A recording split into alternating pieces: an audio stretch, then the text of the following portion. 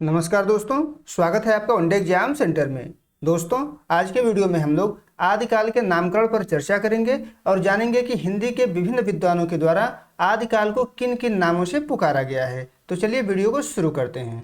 आदिकाल का नामकरण करने वाले जो पहले विद्वान हैं उनका नाम है जॉर्ज ग्रियर्सन, और जॉर्ज ग्रियर्सन के द्वारा आदिकाल को चारण काल के नाम से पुकारा गया है। इनका मानना है कि आदिकाल का जो समय है ये राजा और महाराजा का समय है, और राजा महाराजा के दरबार में चारण लोग होते थे जो राजा के चरणों की वंदना किया करते थे, और उन्हीं को आधार मान करके ग्रियर्सन के द्वारा आदिकाल को चारण काल के नाम से पुकारा गया है।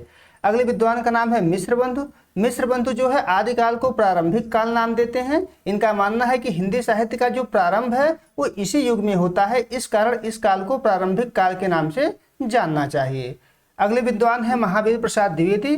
महावीर प्रसाद द्विवेदी ने आदिकाल को बीज वपन काल कहा है। इनका मानना है कि हिंदी साहित्य का जो बीज है वो इसी काल में उपस्थित है, इसलिए इसको बीज वपन काल के नाम से पुकारना चाहिए।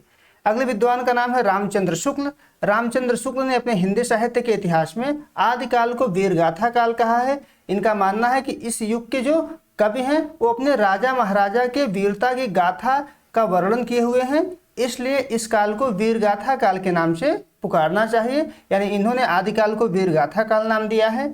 अगले जो विद्वान हैं वो है राहुल सांकृत्यायन, और राहुल सांकृत्यायन ने आदिकाल को सिद्ध सामंत काल कहा है। सिद्धों को इन्होंने रचनाकार माना है और राजा महाराजा को इन्होंने सामंत कहा है। इन दोनों के आधार पर ही राहुल सांकृत्यायन ने आदिकाल को सिद्ध सामंत काल के नाम से पुकारा है। अगले विद्वान है विश्वनाथ प्रसाद मिश्र, और विश्वनाथ प्रसाद मिश्र आदिकाल को वीर काल कहते हैं। वीर कर लीजिएगा, आदिकाल को वीर काल इनके द्वारा कहा गया है क्योंकि आदिकाल में वीरता का वर्णन किया गया है। अगले विद्वान है राम कुमार वर्मा, और राम कुमार वर्मा के द्वारा आदिकाल का जो नामकरण है वो संधि एवं चारण काल के नाम से किया जाता है। इनका मानना है कि इस काल में जो है अपभ्रंश भाषा और हिंदी भाषा का संधि है, और राजा महाराजा के दरबार में चारण लोग हुआ करते थे। इन्हीं दोनों को आधार मान करके इनके द्वारा इस काल को संधि एवं चारण काल के नाम से पुकारा गया है। अगले विद्वान का नाम है हजारी प्रसाद द्विवेदी। हजारी प्रसाद द्विवेदी ने आदिकाल को आदिकाल के नाम से ही पुकारा है, और यही नाम आज के समय में सर्वमान्य है, इसी नाम का उपयोग किया जाता है।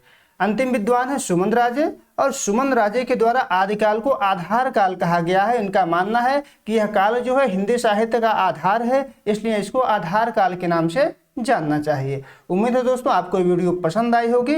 आप हमारे चैनल को सब्सक्राइब कर लीजिए, वीडियो को ज़्यादा से ज़्यादा लोगों तक शेयर कर दीजिए। बहुत बहुत धन्यवाद।